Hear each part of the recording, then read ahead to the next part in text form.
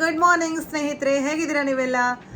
ಇವತ್ತು ನಾವು morning breakfast ಅಂದರೆ ಇಡ್ಲಿ ಜೊತೆಗೆ ಸೂಪರಾಗಿ ಆಗುವ ಹೋಟೆಲ್ನಲ್ಲಿ, ದರ್ಶಿನಿ ಹೋಟೆಲಲ್ಲಿ ಯಾವ ಥರ ಒಂದು ಸಾಂಬಾರು ಮಾಡ್ತಾರೆ ನೋಡಿ, ಹಾಗಿನ ಸಾಂಬಾರನ್ನು ಮಾಡುವ ಪರ್ಫೆಕ್ಟ್ ಆದ ಸೇಮ್ ಟೇಸ್ಟನ್ನು ಇದು ಕೊಡ್ತದೆ. ಸೊ ಎಷ್ಟು ಹೊತ್ತಿಟ್ಟರು ಥಿಕ್ ಸಹ ಆಗೋದಿಲ್ಲ.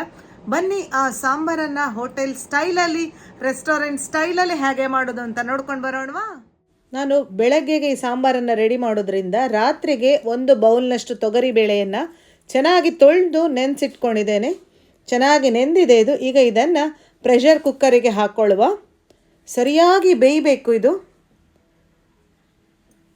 4-5 ವಿಸಿಲ್ ತೆಗಿತೇನೆ. ಎಷ್ಟು ಬೇಕು ಬೇಯಲಿಕ್ಕೆ ಅಷ್ಟು ನೀರನ್ನು ಹಾಕಿಕೊಂಡು ಒಂದು ಅರ್ಧ ಟೇಬಲ್ ಚಮಚ ಅರಶಿನ ಪುಡಿ ಹಾಗೂ 1 ಟೇಬಲ್ ಚಮಚ ಎಣ್ಣೆಯನ್ನು ಹಾಕ್ಕೊಂಡು 4-5 ವಿಸಿಲ್ ಮೀಡಿಯಮ್ ಫ್ಲೇಮಲ್ಲಿ ತೆಗಿತೇನೆ. ಬೇಯುವವರೆಗೆ ನಾವು ಮಸಾಲವನ್ನು ರೆಡಿ ಮಾಡಿಕೊಳ್ಳುವ. 3 ಘಾಟಿ ಮೆಣಸು ಚೆನ್ನಾಗಿ ಇದು ಕ್ರಿಸ್ಪಿ ಆಗುವವರೆಗೆ ಹುರ್ಕೊಳ್ಳುವ. ರಿಂಕಲ್ಸ್ ಎಲ್ಲ ಹೋಗ್ತದೆ ಇದರದ್ದು. ಖಾರ ಇನ್ನೂ ಜಾಸ್ತಿ ಬೇಕು ಹೇಳುವವರು ಇನ್ನೊಂದು ಕೆಂಪು ಮೆಣಸನ್ನು ಹಾಕ್ಕೊಳ್ಬಹುದು. ನಾನಿಲ್ಲಿ 3 ಮಾತ್ರ ಹಾಕ್ಕೊಂಡಿದ್ದೇನೆ. ಬ್ಯಾಡಗಿ ಮೆಣಸು. ಎಸ್, ಇದು ಚೆನ್ನಾಗಿ ಕಾದಿದೆ ಅಂತಾಗುವಾಗ ಇದನ್ನು ತೆಗೆದು ಒಂದು ಪ್ಲೇಟಿಗೆ ಹಾಕಿಕೊಳ್ಳುವ. ನಂತರ ಅದೇ ಪ್ಯಾನಿಗೆ ಚಿಟಿಕೆ ಮೆಂತೆಕಾಳು, 1 ಟೇಬಲ್ ಸ್ಪೂನು ಉದ್ದಿನಬೇಳೆ, ಕೊತ್ತಂಬರಿ, ಜೀರಿಗೆ 1 ಟೇಬಲ್ ಸ್ಪೂನಷ್ಟು, 1 ತುಂಡು ಚಕ್ಕೆ. ನೋಡಿ, ಇದೇ ಈ ಸಾಂಬಾರನ್ನ ಒಂದು ಸೀಕ್ರೆಟ್ ಇಂಗ್ರೀಡಿಯೆಂಟ್. ಸ್ವಲ್ಪ ಕರಿಬೇವನ್ನು ಹಾಕ್ಕೊಳ್ಳುವ. ಚಕ್ಕೆಯನ್ನು ಖಂಡಿತವಾಗಿಯೂ ಮಿಸ್ ಮಾಡ್ಕೊಳ್ಬೇಡಿ. ನಾನು ಎಷ್ಟು ಹಾಕ್ಕೊಂಡಿದ್ದೇನೆ ಅಂತ ನೀವು ನೋಡಿದ್ರಿ ಅಲ್ಲ, ಅಷ್ಟೇ ದೊಡ್ಡ ತುಂಡನ್ನು ಹಾಕ್ಕೊಳ್ಳಿ. ತಣ್ಣಗಾದ ನಂತರ ಎಲ್ಲವನ್ನು ಮಿಕ್ಸಿ ಜಾರಿಗೆ ಹಾಕ್ಕೊಂಡು ಅರ್ಧ ಬೌಲ್ನಷ್ಟು ತೆಂಗಿನ ತುರಿ, ಗ್ರೈಂಡ್ ಮಾಡಲಿಕ್ಕೆ ಎಷ್ಟು ಬೇಕೋ ಅಷ್ಟು ನೀರು, ಹುಣಸೆ ಹಣ್ಣು ಗಜ್ಜುಗ ಗಾತ್ರದ್ದು ಗ್ರೈಂಡ್ ಮಾಡಿಕೊಂಡೆ ನುಣ್ಣಗೆ. ನೋಡಿ, ಬೇಳೆ 4-5 ವಿಸಿಲ್ ಹೋದ ನಂತರ ಈ ಕನ್ಸಿಸ್ಟೆನ್ಸಲ್ಲಿ ಬೇಯಬೇಕು. ಅಂದರೆ ಚೆನ್ನಾಗಿ ಇದು ತುಂಬಾ ಸಾಫ್ಟ್ ಆಗಬೇಕು, ಇಲ್ಲಾಂದರೆ ಆ ಬೇಳೆಗಳು ಆ ಸಾಂಬಾರಿನ ಮೇಲೆ ತೇಲ್ತಾ ಇರ್ತದೆ. ಹಾಗಾಗಿ ಒಂದು ಸ್ವಲ್ಪ ನಾನು ಸ್ಮ್ಯಾಶರ್ನ ಸಹಾಯದಿಂದ ಸ್ವಲ್ಪ ಅದನ್ನು ಸ್ಮ್ಯಾಶ್ ಮಾಡ್ಕೊಳ್ತೇನೆ.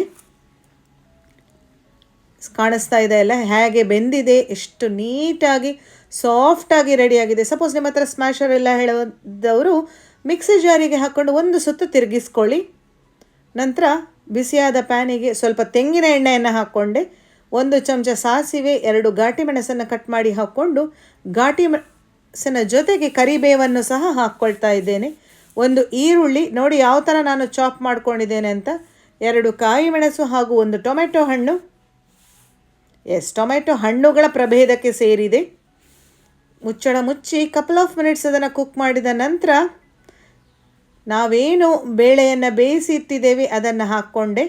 ರುಬ್ಬಿದಂತಹ ಮಸಾಲ ಪ್ರೆಷರ್ ಕುಕ್ಕರಿಗೆ ಹಾಗೂ ಮಿಕ್ಸಿ ಜಾರಿಗೆ ನೀರನ್ನು ಹಾಕಿಕೊಂಡು 1 ಸರ್ತಿ ರಿನ್ಸ್ ಮಾಡಿಕೊಂಡು ಈ ಬಣಲೆಗೆ ಆ್ಯಡ್ ಮಾಡಿಕೊಳ್ಳುವ. ಯಾಕಂದರೆ ನಮಗೆ ಸಾಂಬಾರಿನ ಕನ್ಸಿಸ್ಟೆನ್ಸಿ ಬರಬೇಕಲ್ಲ. ಪಕ್ಕಾ ದರ್ಶಿನಿ ಹೋಟೆಲ್ ಸ್ಟೈಲಲ್ಲಿ ಈ ಸಾಂಬಾರು ರೆಡಿ ಆಗ್ತದೆ ಸ್ನೇಹಿತರೆ. ನೀವು ಖಂಡಿತ ಇದನ್ನು ಟ್ರೈ ಮಾಡಿ, ಮಿಸ್ ಮಾಡದೆ ನೋಡಿದ್ದೀರಾ ಅಂತ ಅಂದ್ಕೊಂಡಿದ್ದೇನೆ. ಪ್ರತಿಯೊಂದು ಸ್ಟೆಪ್ ಇದರಲ್ಲಿ ತುಂಬಾ ಇಂಪಾರ್ಟೆಂಟ್. ಇನ್ನೂ ಸ್ವಲ್ಪ ನೀರನ್ನು ನಾವು ಹಾಕ್ಕೊಳ್ಬಹುದು. ತಿಕ್ಕಿದೆ. ರುಚಿಗೆ ತಕ್ಕಷ್ಟು ಉಪ್ಪು,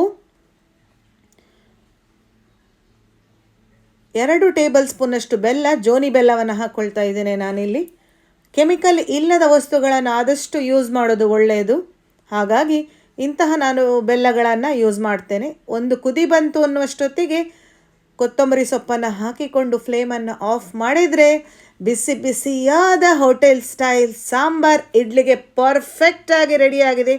ಏನು ಇಡ್ಲಿ ವಡ ಸಾಂಬಾರು ಡಿಪ್ ಮಾಡ್ತೀರಲ್ಲ, ಅಂಥ ಒಂದು ಬ್ರೇಕ್ಫಾಸ್ಟಿಗೆ ಇದು ಹೇಳಿ ಮಾಡಿಸಿದ ಜೋಡಿ. ಇಷ್ಟ ಆದರೆ ಲೈಕ್ ಕೊಡಿ. Thanks for watching.